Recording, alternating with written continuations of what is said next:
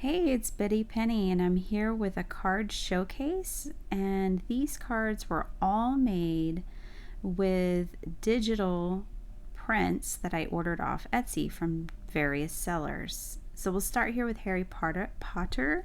I only have a few, but on this one, I cut out the glasses because I'd printed them on the same colored paper and then just stamped the happy birthday, and then I had used a stitched rectangle die to cut out the image.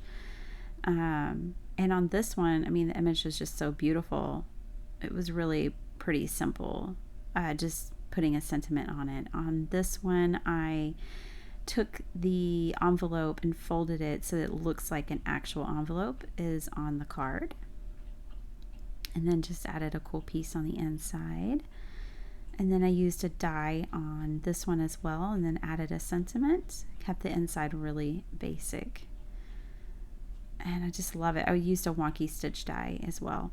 So that is a tip I can give you all when you're working with digital prints, is you can still use a lot of your dies or fussy cutting, which is what I did with that with Harry on the inside, to get the layers and the look you might be going for. This is just a tag I made. So I love these. They are so sweet. And just really quick and simple cards. So before I had a YouTube channel, I made these, and I did 40 cards with one, actually with two food themed digital kits. This one and then the sushi one, and it was a blast. I had so much fun, and when I went to pull them to show you guys, I only had 20 left, so you can tell I've used them. And yeah, so I'm just showing you here, like, I printed the sentiment on just paper and then fussy cut and put stuff on it. And this, I used some letters from my stash, and I used a stencil, and it's just so fun. Like, you can do so many techniques with digital papers. Don't think that you're limited. Of course you can do things with stamps that you can't do with digital papers, but there's things you can do with digital papers that you can't do with stamps, like resizing, and it's already colored, and you can collage. So there's both items, stamps and digital papers, have room in my crafty space because I enjoy working with both of them, obviously.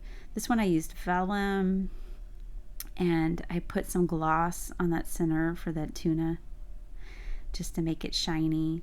And then this one I used vellum for my sentiment. See, so you can still use all kinds of products alongside of your digital prints, embossing folders, ink blending, like there's room for it all. Your imagination is your only limit. I love this one, the way I did the inside. So cute. Oh my goodness. I wish my husband liked sushi. I'd have so many cards for him, right? But actually, these are always a top seller too when I sell my cards, and people always are drawn to these. Again, that's why I only have half of them left here. So I'm getting to the end of the sushi ones, and then I think coming up next I just have a couple of sciencey ones, which I love, which are like, I printed up these beakers and then I added some die cuts and sentiments, and that's really random, but whatever. I love this one. They're all great. And on these, I didn't have sentiments, so since I was already in the digital realm, I just typed up some sentiments on a Word document, or I would use a Mac on a Pages document. Typed up my own sentiments, cut them out. So I'm going to flip back through here as I wind up the video, but I really hope that my card showcases give you a lot of inspiration in a short amount of time, and that you give digital prints a try. Now, I purchased all of these off Etsy, and It was a while back, but I'm going to go through and try to find the shops, and I will link them below. If I don't link them at the time of this, I will come back and add it. All right. I hope you enjoyed. Thanks for watching. Please, please, please like, subscribe, comment. I'm here for the community. All right. Have a great day.